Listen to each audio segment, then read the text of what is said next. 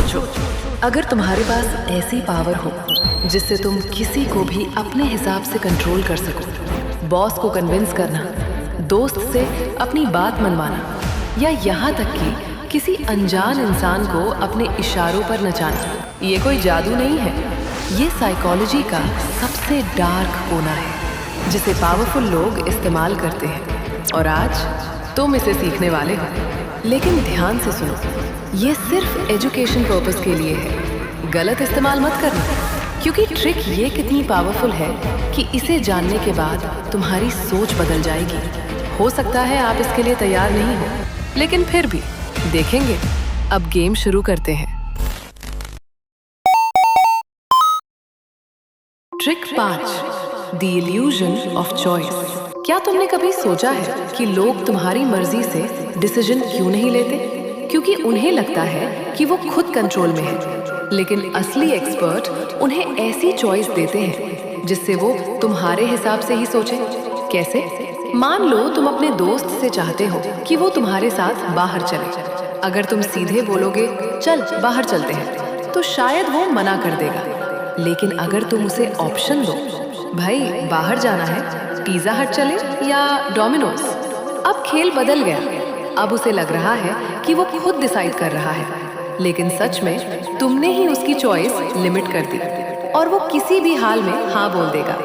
यही टेक्निक बड़े brands, business और पॉलिटिशियंस इस्तेमाल करते हैं। लोगों को चॉइस का इल्यूजन दो, लेकिन असली कंट्रोल तुम्हारे हाथ में रखो। लेकिन रुको, अगली ट्रिक से तुम किसी से भी हाँ कहलवा सकते हो। Trick 4, the yes leader techniques.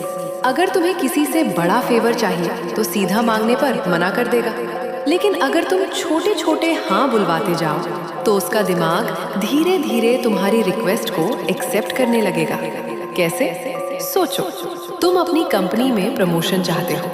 अगर तुम सीधे जाकर बॉस से कहो सर मुझे प्रमोशन चाहिए, तो बॉस का जवाब होगा अभी नहीं, अगले साल देखते हैं। लेकिन अगर तुम इसे यस लैडर से अप्रोच करो, पहले छोटा फेवर मांगो, सर क्या मुझे इस नए क्लाइंट मीटिंग का हिस्सा बनाया जा सकता है? मैं थोड़ा एक्सपीरियंस लेना चाहता हूँ।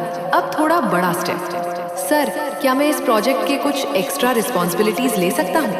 अब बॉस को हाँ कहने की आदत पड़ चुकी है। सर क्या मैं लीडरशिप वर्कशॉप में जा सकता हूँ? इससे मेरी स्किल्स और बेहतर होंगी। अब आखिरी स्टेप, सर मैंने इस साल एक्स्ट्रा जिम्मेदारियां उठाई हैं, क्लाइंट्स भी खुश हैं, क्या अब मेरी प्रमोशन अप्लाई करने की संभावना बन सकती है?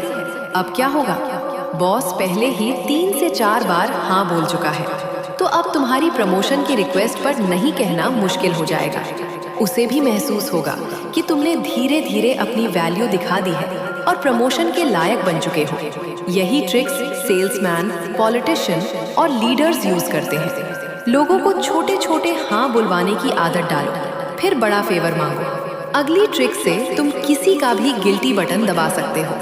Trick 3, the guilt trap. लोग हमेशा लॉजिकल नहीं होते, लेकिन इमोशनल जरूर होते हैं, और अगर तुम किसी को गिल्टी फील करा दो तो वो तुम्हारी बात मानने पर मजबूर हो जाएगा। कैसे? अगर तुम किसी से उसकी गाड़ी मांगना चाहते हो तो सीधा मत मांगो, भाई क्या मैं तेरी कार ले सकता हूँ? 90% लोग मना कर देंगे। बल्कि ये कहो, यार मैंने हमेशा तेरी हेल्प की है, पिछली बार तुझे 2000 रुपए दिए थे, याद है? अब बस एक छोटा सा फेवर चाहिए, कार मिल सकती है? अब सामने वाले को गिल्ट फील होगा कि उसने तुमसे पहले हेल्प ली थी, और वो ना नहीं कह पाएगा। अगली ट्रिक से तुम किसी की भी मेमोरी को बदल सकते हो। Trick 2, false memory planting. हमारी यादें परफेक्ट नहीं होती, हम जितना सोचते हैं उतना भरोसेमंद हमारा दिमाग नहीं है, और स्मार्ट लोग इस कमजोरी का फायदा उठाते हैं। अगर तुम किसी को बार बार एक झूठी बात कहो तो उनका दिमाग इसे सच मानने लगेगा। मान लो कोई पॉलिटिशियन चुनाव जीतना चाहता है, लेकिन उसकी इमेज लोगों के बीच उतनी मजबूत नहीं है। अब वो फॉल्स मेमोरी प्लांटिंग का इस्तेमाल करके लोगों के दिमाग में अपनी ताकत और लोकप्रियता की फेक मेमोरी डाल सकता है।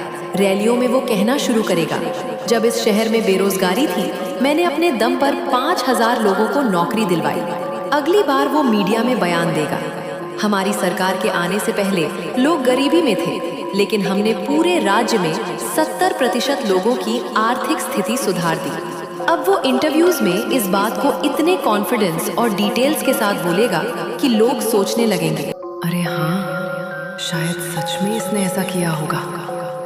रिजल्ट, लोगों का दिमाग इस झूठ को सच मानने लगेगा और वो बिना ज्यादा फैक्ट चेक किए इस पॉलिटिशियन को वोट देने के लिए राजी हो सकते हैं। और इस तरह फॉल्स मेमोरी प्लांटिंग ट्रिक काम करती है। अब ट्रिक 1 के लिए रेडी हो जाओ। Trick number 1, power of silence. जितना कम बोलोगे उतना ज्यादा कंट्रोल में रहोगे। फ्रेंड्स, साइकोलॉजी क्यों कहती है कि खामोशी में ताकत है? लोग सोचते हैं कि बातचीत में बोलने वाला पावरफुल होता है, लेकिन असली ताकत उसी के पास होती है जो सुनना जानता है और चुप रहने की आड़ में मास्टर है। जब हम चुप रहते हैं तो सामने वाले को डर, डिस्कम्फर्ट और इनसिक्योरिटी महसूस होने लगती है। इंसान की नेचुरल आदत होती है कि वो ऑकवर्ड साइलेंस को भरने के लिए बोलता है। कैसे अप्लाई करें? मान लो तुम्हें अपने किसी दोस्त पर चोरी का शक है और तुम्हें उससे सच निकलवाना है, तो ये कभी मत कहना, भाई तूने चोरी की। सीधा सवाल बचाव करेगा, बल्कि ये कहो, भाई मुझे सब पता है। फिर चुप रहो। जितनी देर तुम साइलेंस रखोगे, सामने वाला घबराने लगेगा और खुद ही सब सच उगल देगा। और जब किसी को डिस्काउंट पर राजी कराना हो तो मत कहो कि क्या 30% डिस्काउंट मिलेगा। सामने वाला साफ मना कर सकता है, बल्कि ये कहो 30% डिस्काउंट तो मिल ही जाएगा, है ना? फिर चुप रहो। सेल्स में ये ट्रिक बहुत पावरफुल होती है। जैसे ही तुम चुप रहोगे,